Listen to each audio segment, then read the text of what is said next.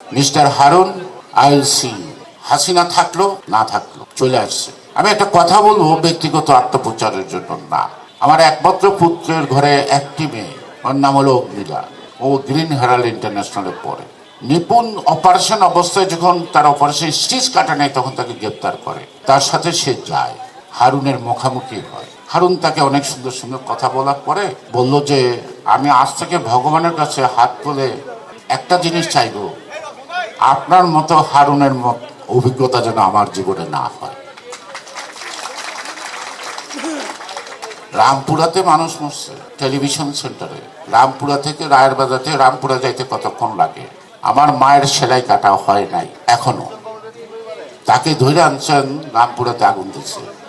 Mister Harun, I will see. Hasina থাকলো না থাকলো চলে আসছে। সে গ্রিন হেরাল্ড স্কুলের ক্যাপ্টেন, মাত্র ক্লাস 10-এর ছাত্র। টোটাল স্কুলের ছাত্রছাত্রীদের নিয়ে তারা আন্দোলন নাইমা গণভবন পর্যন্ত গেছে।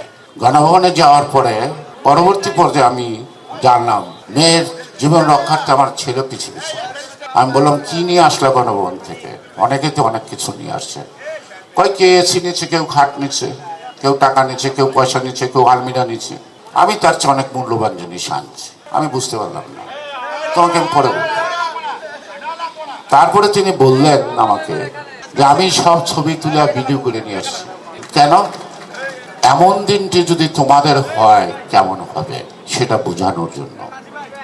অর্থাৎ এই যে শেখ হাসিনা যে সাম্রাজ্য, তার যে চরিত্র, তার ফেসিসবাদ এবং তার কর্তৃত্বে আজকে শেখ হাসিনার যে দশা গণভবনের হইল, একটা রাষ্ট্রীয় সম্পদ বিনষ্ট হইল।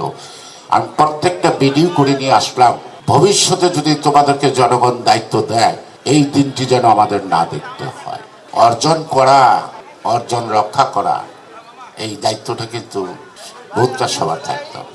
আমি বলবো, একটি গণতন্ত্রবিহীন রাষ্ট্রে যে কোনো অগণতান্ত্রিক উপসর্গ মাথা চাড়া দেয়। সুতরাং বৈষম্য বিরোধী আন্দোলনে যখন আমরা বৈষম্য করি নাই, বৈষম্য বিরোধী আন্দোলনের বিজয়ের মালা যারা গলায় পড়লেন, তারা এমন কাজ করেন না যে আপনারা নিজেরাই বৈষম্য সৃষ্টি করছেন। ইতিমধ্যেই কিন্তু আপনাদের কর্মকাণ্ড সমাজে নতুন করে বৈষম্য সৃষ্টি করছে। সুতরাং বৈষম্যের মানেটা কিন্তু অনেক বিস্তৃত, এটা কিন্তু অনেক গভীর। সে কারণেই কথা বলতে একটু ভয় পাই। এত রক্তের বিনিময়ে, এত জীবনের বিনিময়ে আমরা একটু আশার আলো দেখছি একটি সুন্দর নির্বাচনে। আর আমরা আজকে যারা এই যে নানা জনের নানা কথা বলে, সেটা যদি অনাকাঙ্ক্ষিতভাবে ব্যর্থ হয়, এর চেয়ে তো দুঃখের সীমার কিছু থাকবে না। সে কারণে আগাগোড়াই বলছি যে আমাদের এই আন্দোলনে যদি ব্যর্থ হয়, তাহলে শহীদরা তো কষ্ট পাবে, তাদের আত্মা কষ্ট পাবে। তাদের দিকে তাকে আমাদের দেশের স্বার্থ বিবেচনা করে আমি জিয়াউর রহমানের মতো একটি কথাই বলতে চাই, ব্যক্তির চেয়ে দল বড়, দলের চেয়ে দেশ বড়।